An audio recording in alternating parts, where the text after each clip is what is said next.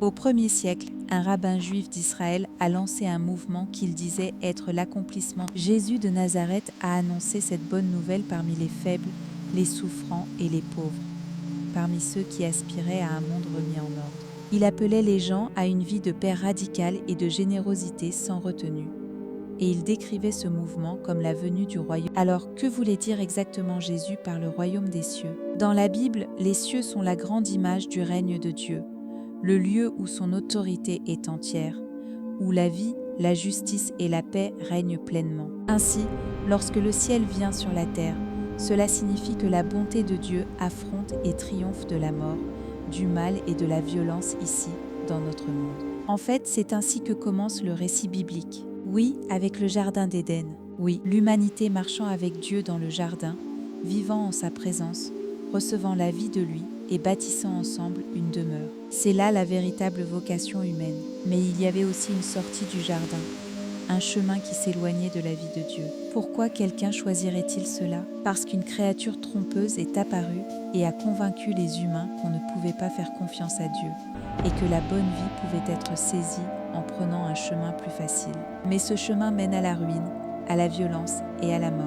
Exactement. Ainsi, la Torah et les prophètes racontent l'histoire de Dieu choisissant une seule famille, Israël, et lui donnant sa Torah, son instruction, afin qu'elle puisse retrouver le chemin de sa présence. Il leur a appris à bâtir des foyers et des communautés où ils pourraient de nouveau demeurer au milieu d'eux. Et à travers cette vie commune, ils étaient appelés à montrer aux nations le chemin du retour vers Dieu. Mais même avec l'instruction de Dieu, Israël s'est lui aussi laissé tromper et s'est détourné. Oui, ils ont été égarés par des prophètes et des dirigeants corrompus qui prétendaient parler au nom de Dieu. Ézéchiel les a appelés des loups, des gens qui non seulement s'égarent eux-mêmes, mais entraînent aussi les autres sur le même chemin. Alors maintenant, Jésus dit que le royaume de Dieu est arrivé en lui et par lui. Oui, Jésus rassemble un Israël renouvelé, un peuple qui choisira le bon chemin. Ils rejetteront la tromperie et construiront quelque chose de durable s'ils répondent à son appel. Ainsi, dans la dernière partie du sermon sur la montagne, Jésus met devant eux une décision. Entrez par la porte étroite. Large est la porte, spacieux est le chemin qui mène à la perdition, et nombreux sont ceux qui y entrent. Mais étroite est la porte, resserré est le chemin qui mène à la vie, et peu sont ceux qui le trouvent. Jésus ne veut laisser place à aucune confusion. Le chemin de la vie n'est pas le plus facile. Il peut paraître contraignant. Il peut impliquer pression, épreuves et difficultés. Mais en vérité, c'est le chemin qui mène à la vraie liberté. Donc, il y aura des gens qui essaieront de nous détourner de ce chemin. Oui, Jésus poursuit en disant « Méfiez-vous des faux prophètes. Ils viennent à vous vêtus comme des brebis, mais intérieurement, ce sont des loups voraces. Mais s'ils ont l'air inoffensifs, comment savoir qui ils sont réellement? Jésus dit de regarder le fruit de leur vie. Leurs choix produisent-ils la vie, la guérison, la justice et la fidélité? Ou bien laissent-ils derrière eux le mal et la destruction? C'est à leurs fruits que vous les reconnaîtrez. Donc, le fruit désigne le résultat de la manière de vivre d'une personne. Exactement. Si la vie de quelqu'un continue de produire des fruits pourris, ce genre de vie ne peut pas demeurer dans le monde nouveau de Dieu. Mais la vie est compliquée.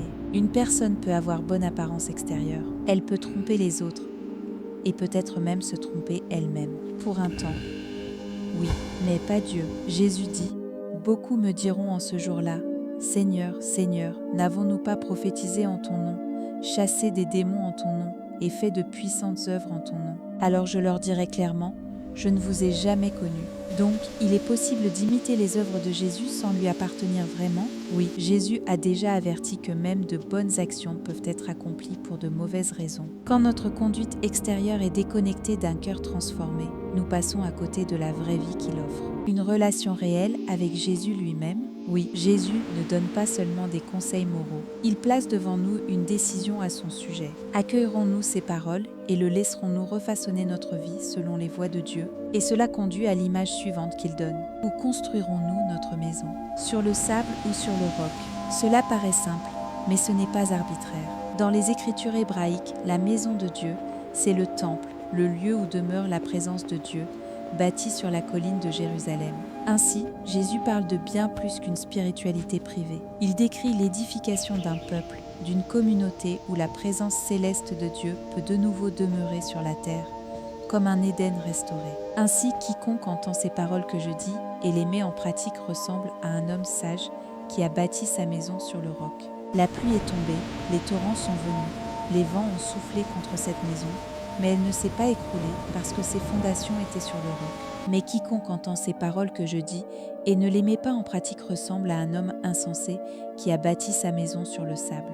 La pluie est tombée, les torrents sont venus, les vents ont soufflé contre cette maison et elle est tombée, et sa chute a été grande. Ainsi, Jésus appelle les gens à bâtir des lieux où Dieu peut demeurer, où l'Éden commence à refleurir, parce que ce sont les seules choses qui dureront. Exactement.